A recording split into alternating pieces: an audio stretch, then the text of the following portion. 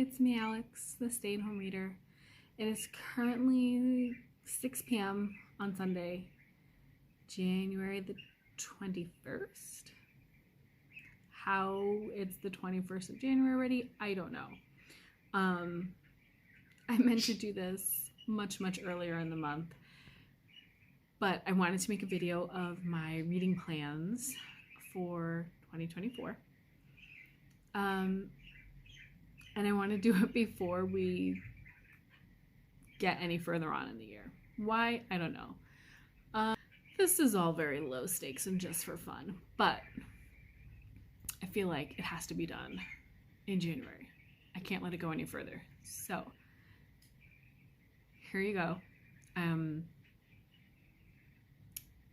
going to show you my computer screen and go over my reading tracker and some of my reading prompts or challenges that I set for myself for 2024.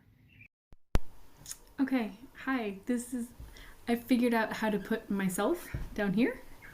I'm in the corner. This is kind of cool.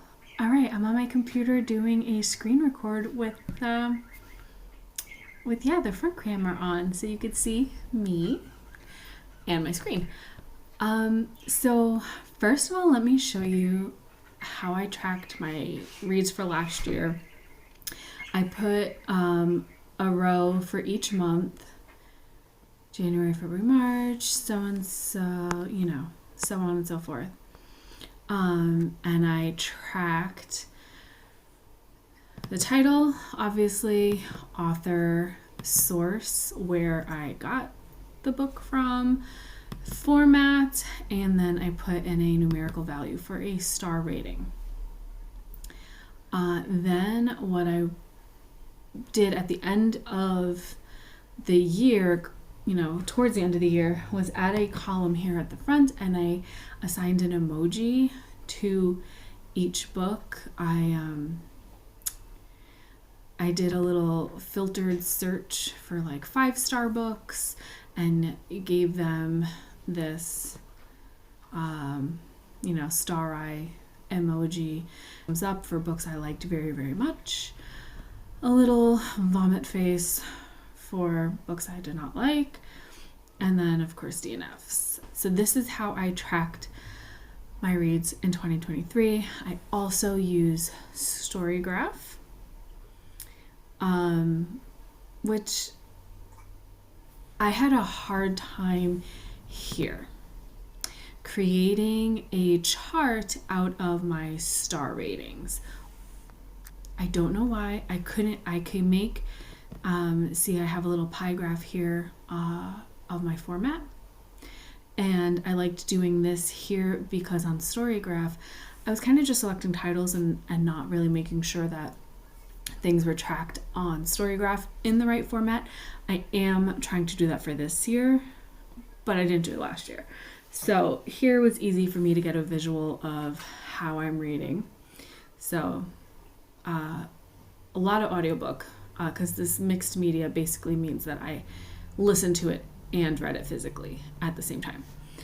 And I was also able to make a chart like that for the source. So whether I read something on Scribd, which is now called Everand, stupid name, or got it from the library or a library app for audiobooks, or if it came from my own TBR. And so I was able to make a pie graph out of that, but I could not get a graph for ratings. And I thought, well, maybe it's because I have the half-star ratings, or maybe because there are some DNFs, but it did not matter. I could not make a chart, and I ran into the same problem again this year. I hadn't been putting ratings on Storygraph, but at the end of the year, the beginning of this year, I went back and added what my star rating for each book read was, and then was able to get the pie graph. Why does that matter? It doesn't. I just like looking at it. So Oh, and let me show you also. I had made a TBR tracker last year with the month, how many books I read, how many I DNF'd, came from my TBR, so on and so forth. And then at the end here, I was trying to track how many I hauled and unhauled and what my TBR impact was. But as you can see, I hit up some library sales and I stopped keeping track. A big project I hope to tackle soon is a shelf clear out in which I unhaul and reorganize my bookshelves. So I didn't bother here. These are just guesstimates of how many books came in towards the second half of the year, and then I just didn't bother keeping track of how that impacted my bookshelves. Other than visually, my bookshelves are a mass disaster. So I just copied this for 2024. So far I've brought in 6 books in January. Oh, whoops. So we'll see if I'm a little more, I don't know, if I keep on it for this year. But it's here, whether or not I fill this part out. Now, my reading log for 2024, changing up a little bit, where in 2023 I did each month and then the books under that, and then a new color, heading for the month and the books. What I'm doing here is after title, author, source, format, all that's the same. Score, star rating, I'll come back to that. I'm putting start and finish. And I'll keep track of when a book was read that way. I don't know why. That's just how I feel like doing it this year.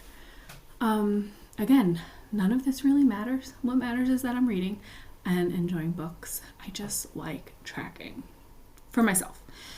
So score, instead of having a numerical value for the star rating, I changed that column header to score, and I found a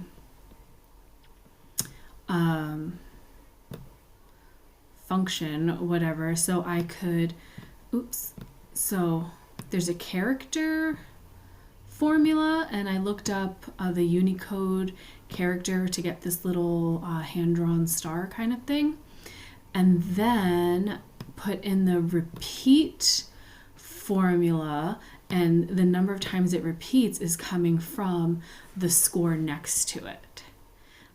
So, for example, when I finish The Fellowship of the Ring and I give it 5 stars, it will fill in 5 star symbols there in the star rating. Okay, but we're not doing that yet. So I ran into the same problem this year where I could not get a graph out of these values, like a pie chart. I don't know why that is. Like, it wanted to give each single one its own slice, or if I did a column chart, it gave each value its own bar or column. I don't know why. It was driving me absolutely crazy. Instead of putting the score of 3 up to 3 values, and the score of 5 up to a 2 value or a count, whatever, it was giving each one its own bar. It was driving me crazy. But when I made this column here, it was able to convert that into this. Instead of a pie chart this year, I'm going with a donut chart. Oh my gosh, I'm obsessed with donuts lately. I love donuts. So I'm happy. I figured that out. That worked out. Still putting stuff on Storygraph. Moving on from my reading log, here I have my book club or author events. So New Haven area Bibliophiles is my in-person book club. I just made a space to put down the title of our read for each month. So this is what we've voted on so far. We have books picked out through April. I already know that May through probably October, I won't likely attend book club just because that's my kids' baseball season, but I will track their titles. If it's something I want to read, maybe I'll read it and just kind of chat on the Facebook group page. But I probably won't be going those months. But I want to keep the list of everything they read anyway. I also added, these are some Zoom events that a local library is hosting, so I registered for these. Tessa Bailey is a romance writer, so I registered to be on that Zoom. And then Hell of a Book by Jason Mott on my shelves, want to read it. So some accountability here. I will be getting to that in February. And then the Mark Twain House. These are two of the author events that I am most interested in. One in January, one in February. My husband says I should go. It would be by myself, about a half hour away.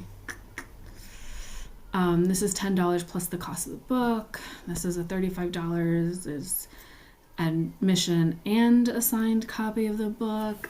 Maybe I want to go. I haven't decided. But I put it on here as kind of like, the more I look at it, the more I see it, I'll probably work up the nerve to take myself on my own little book date. Just me, myself, and I. My anxiety doesn't let me do that often, but we'll see. Okay, moving on.